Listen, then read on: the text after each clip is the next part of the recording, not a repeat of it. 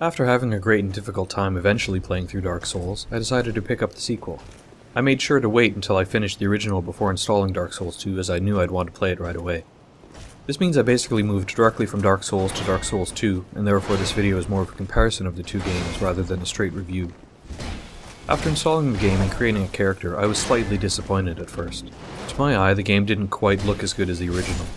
I had been playing Dark Souls 2 with the graphic enhancing DS fix, so that likely contributed to this feeling. I also struggled with the first proper enemy you come across, a huge ogre tucked away at the top of a hidden path near the start of the game. Many horrible deaths later I realized you weren't meant to be able to kill him right away. Frustrated, I closed the game and went back to playing New Game Plus in Dark Souls. After a while I came back to Dark Souls 2 and decided to give it another proper try. Some 20 hours later, I think I've got a good grasp on the game and how it compares to the original. I'll be looking at the changes to existing game mechanics as well as the new features introduced in Dark Souls 2. After that, I'll give my thoughts on the game, what works and what doesn't. There are a number of significant changes to gameplay mechanics in Dark Souls 2. The one I noticed right away is how you're punished for dying. In Dark Souls, dying meant you'd lose your humanity and become hollow. Dark Souls 2 adds another wrinkle by reducing your overall health incrementally for each death, up to 50% of your total health. Perversely, this hurts the most at the beginning of the game, as your health is low to begin with. Later on you'll eventually find a ring that limits this health loss to 75% when hollowed. This mechanic made the initial stages more frustrating, but I soon got used to it.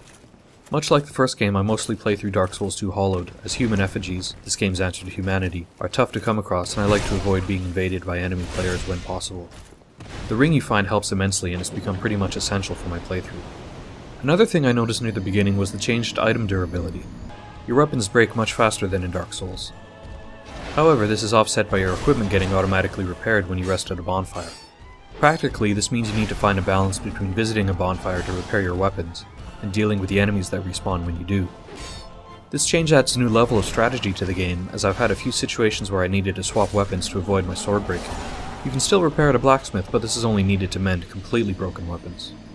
The next big change relates to leveling your stats with souls.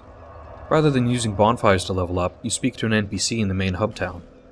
In the early stages of Dark Souls, this would have been problematic as you don't unlock the warping ability for some time, but Dark Souls 2 balances this with the ability to instantly travel to any activated bonfire.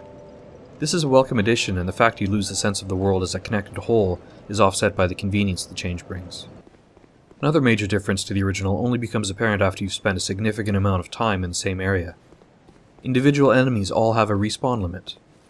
Basically, if you kill the same knight over and over, he'll eventually stop spawning. The respawn limit seems to be around 12 to 15 times. This limits your ability to grind an area for souls, but also makes repeated boss runs much easier. Rather than fighting through the same group of enemies over and over, you can run straight to the boss over and over. There are also a few minor differences I've noticed. In some areas you'll occasionally be invaded by enemy players even when hollowed. This happened repeatedly in Belfry Luna, which is apparently a PvP hotspot, but it was supremely frustrating having to fight off other players when I was trying to kill the gargoyle bosses. Illusory walls are treated differently in Dark Souls 2 as well. Rather than hitting the wall with your weapon, you need to press the interact button. This can lead to trolling by players adding illusory wall messages directly in front of a normal wall, blocking your attempt to find the secret door. Along with the changes to existing mechanics, there are a number of new mechanics introduced in Dark Souls 2. Later in the game, you're given the ability to reset your skill points, essentially allowing you to respec your character. Rather than creating an entirely new playthrough, you can reallocate your souls and basically create a new character with the same items. I can definitely see the appeal in this, and I'll probably tweak my stats at a later date.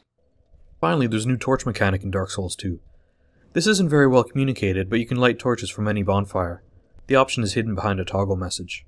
You can light sconces spread around the world and use the torches strategically in some areas. The torches are on a timer and you can add more time by gathering additional torches.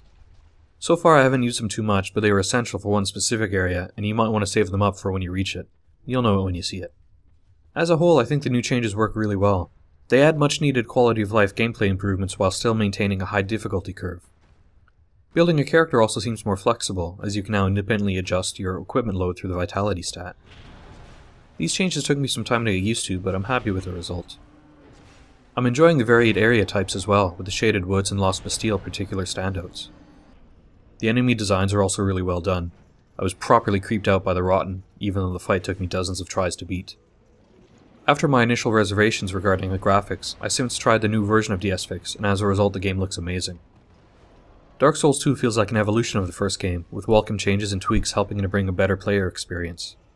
There are still some weaknesses that can be improved on, like better in-game explanations for core gameplay features, but overall I'm happy with the sequel. I'm having a blast playing through Dark Souls 2 and I look forward to many difficult hours ahead.